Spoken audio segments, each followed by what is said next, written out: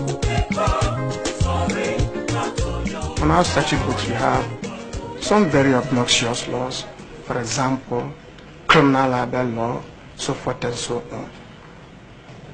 What will you do, assuming you are confirmed? We made a specific commitment to the people of this country that if they were to entrust the administration of Ghana to us, we would in fact see to the repeal of those laws. As far as I'm concerned, that is an obligation imposed upon us by our manifesto, the Ghanaian people have accepted, and that therefore we are duty bound to bring legislation as soon as possible.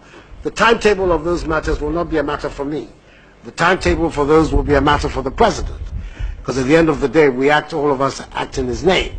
But certainly proposals will come from me for the repeal of those laws. I think, Mr. Chairman, it's going to look very funny to the Ghanaian people that one of the most vocal critics of those laws, in myself, when given the opportunity of power, of office, then chooses not to do something about it. I don't think that would be right, and I don't think that my own reputation would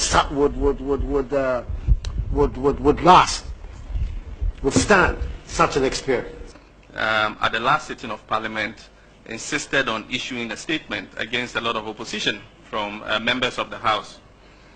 Now, in that statement, he said that whether anyone liked it or not, the majority in the next Parliament, which is this Parliament, was going to introduce a motion to set up a Justice and Peace Commission to probe or inquire into June 4 and 31st December. There was an uproar from both sides of the House, and you were shown clearly walking out of the House, apparently in opposition and in disgust to what they had said. This is a case of a genuine coincidence. This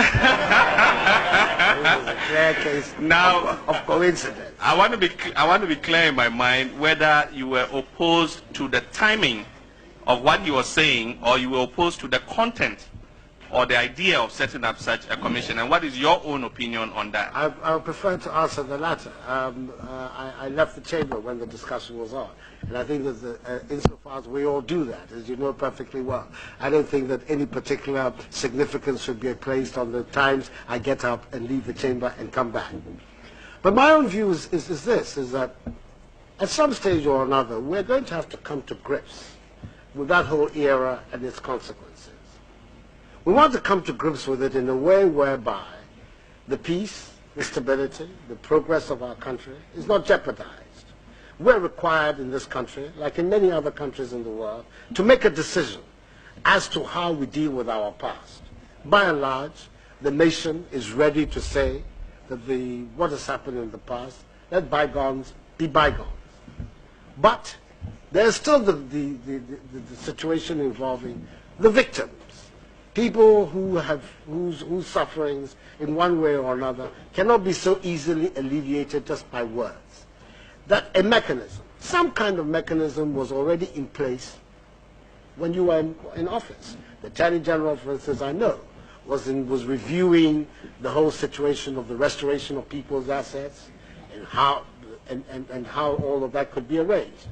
What I believe that the minority leader was putting on the table, which is I believe, for us, the majority view in the country, is that let us have some kind of mechanism working, not with discretion. Our objection to the way that the Attorney General was handling this matter was that there was a slightly discretionary element. He would choose which people to deal with it. But let us have a mechanism which would deal with these matters in a reasonably objective and impartial way. And the only way that you could do it was to establish some sort of body that would deal with it. I am not sure in my own mind.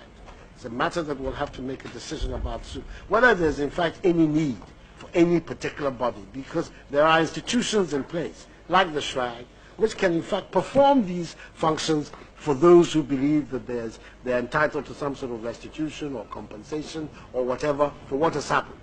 And my preference, frankly, and that is going to be the attitude which dominates my tenure of office, is that wherever there are already existing institutions that can deal with the problems that you come up by, let those institutions be strengthened, let those institutions deal with it, so that we can have some development of institutions in our country in an orderly and organized way. Every time we are at every stage, we're having to set up ad hoc special bodies to deal with particular problems. I myself do not think that that is a satisfactory way that we can develop the state structures of our country. I think that to the extent that the charter of the SHRAG would permit them to deal with this area, my advice would be people who have problems, let them go to SHRAG and let SHRAG deal with it. Are you going to give relief and justice to the victims of the demonstration of 1995? As at now, the victims of that demonstration have not received justice. What are you going to do to see that they get justice? The victims have got all their rights of law to prosecute their matters with due process. I, as the Attorney General in itself, cannot do anything. If people bring petitions or they petition the courts, I mean, the process, there are lawful processes whereby people can express their grievances and seek redress.